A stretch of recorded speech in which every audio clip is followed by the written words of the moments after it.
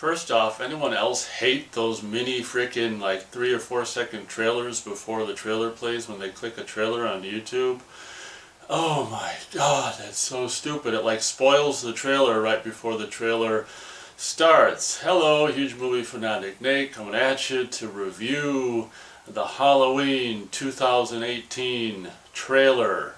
It's finally here. People have been waiting for it for weeks and months and maybe in some cases years, or maybe in some cases 40 years. It just came out, Halloween 2018 trailer, and wow. I'm going to try to make this short. So basically for some reason I've always had a good feeling about this movie ever since it was announced and ever since we continue to hear more about it. And I got to tell you, having seen the trailer, holy crap, I'm going to start this review by saying that based on the trailer, this could very well be the best sequel to the original Halloween we will ever get, or at least that will, best one so far. This movie looks so frickin' great. It boggles the imagination. It's just like, oh my gosh. It's the only thing that I'm not too keen on is the kind of the paying tribute to some of the former sequels like Part 4 and The Garage, and obviously a lot of people have pointed out the H2O like scene in the bathroom and stuff like that. I'm not too keen on that, and maybe some of the winks to previous films like the kids running into with the boombox running into Michael and stuff. I mean that I don't mind that one as much as like just I don't know, the H2O, the blatant kind of scene in the bathroom stuff, but whatever. Those are probably about my only complaints about this trailer. First of all, like when the trailer starts and you see this British guy, was this guy British, had a British accent? Yeah, I think he had a British accent. He's probably going to be kind of like the Loomis replacement, I mean, in a small way. But this guy, these people go in to interview or to visit Michael Myers in the nut house 40 years later or whatever, and I thought it was so awesome having a little sketch of Donald Pleasence as Loomis paying tribute to that character in that way. And the scenes, the shots and the music used of them going to, actually walking over to Michael and this yellow square thing, and he's standing in the middle of it, and you just see him from the back, and the dog's barking, and he's pulling the mask out, and you got the original, kind of music from the first movie. It's just like, I gotta tell you, major goosebumps right there. It was just like, oh, holy Toledo.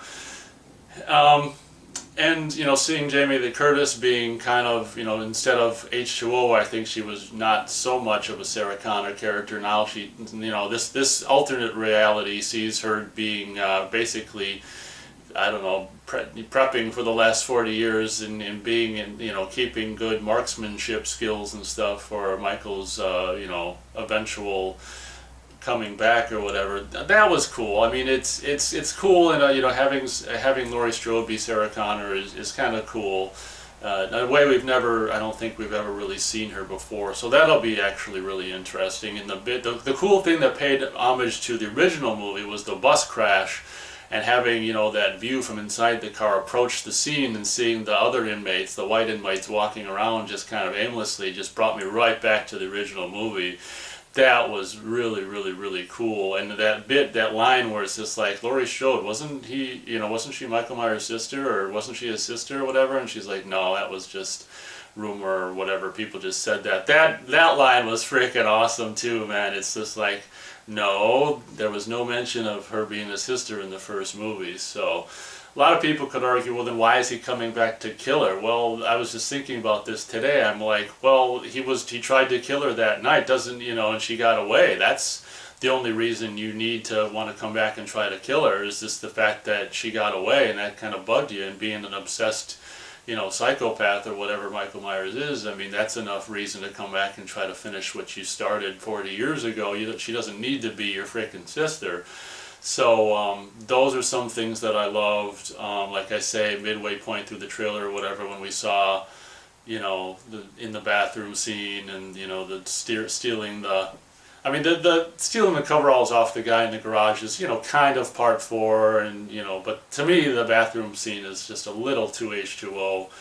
But you know, the scenes when you actually see in the trailer him put the mask on and walking around with the original music from the first movie and some of his emotions and stuff. I mean, I don't know if those are Nick Castle shots or whatever, but oh my God, like, not since kind of the first movie have you ever seen Michael portrayed in such a Michael way. I mean, I guess he was done relatively well in the original sequel from the early 80s.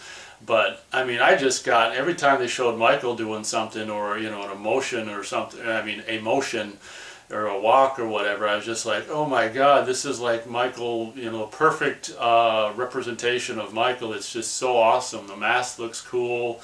Obviously 40 years later, a latex mask probably wouldn't really still be anything, but that's okay. It's a movie. It's not a big deal. But you know, the points in the trailer towards the end of it where, you know, Laurie met up with them, and that awesome shot from down below, and he's up in the window and he like does this or whatever, and she shoots him and the window breaks right in front of his face. I mean, oh my God. I haven't been this excited for a movie in quite a long time, and I'm probably so excited about this movie that I'm probably going to see it in the theater. Yes, that means I'm very excited about a movie, that I'm not just waiting for it to come out on video, but oh my gosh, the trailer is unbelievable, and it really, really makes you, you know, excited for the showdown, what's going to happen, and the trailer ends with this such a freaking cool thing, and not to mention, you know, Laurie's like, you don't believe in the boogeyman? You should. And then the trailer ends with this coolest thing in the entire world, where it's can you close the closet door? And the presumably babysitter is like, and just like, and Michael's in there. I mean, that's just so freaking cool. I mean, that's perfect. Having like the boogeyman in the freaking closet. I mean, oh my God. So very, very, very, very, very excited about this movie after having seen this trailer. Feel free to let me know what you think. If you don't like it, that's completely your right. Being a skeptic and a complete, more or less, hater of movies that come out these days, in particular horror movies, but movies in general, I just can't believe that this trailer was so great and made, you know, was so, it just, you know, I discovered Halloween movies when I was 12, and at that time there were only the first two movies. Well, the fourth one had come out in the theater, but you know, you know, seeing this trailer just invoked that 12-year-old in me. Just like, when I was 12, I was a huge Michael Myers fan, and you know, this movie might just kind of bring back some of that. You know, over the years since, I've kind of gotten less and less of a Michael Myers and Michael Myers / Halloween movies fan. But this movie might just have the, you know, the chutzpah or whatever in it to reinvigorate that passion. Oh my gosh. Very, very, very, very excited about this movie. You know, Blumhouse might be the outfit to do the next Friday 13th at this point. Having seen this trailer, I think they might be the outfit to do the Halloween, or the Friday 13th franchise some justice. So thank you very much for watching my trailer review, and as always, we'll catch you next time.